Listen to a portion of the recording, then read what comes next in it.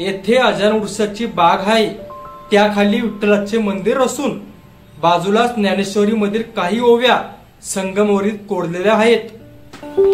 संत ज्ञानेश्वर महाराज समाधीस्थळी जात असताना आपल्या हातातील काठी इथे रोवली.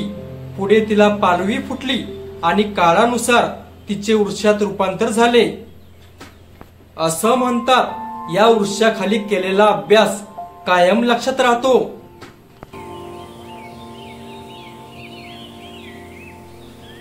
मुख्य मंदिराच्या समोरच भला थोरला सुवर्ण पिंपळ आहे.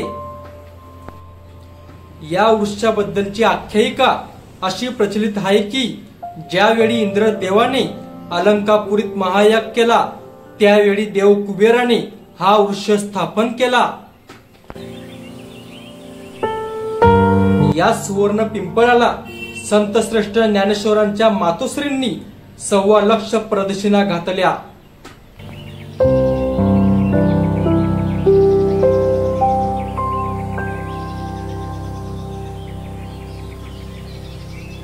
आपणही आपली प्रदक्षिणा पूर्ण करून महादेवाचे दर्शन घेतो.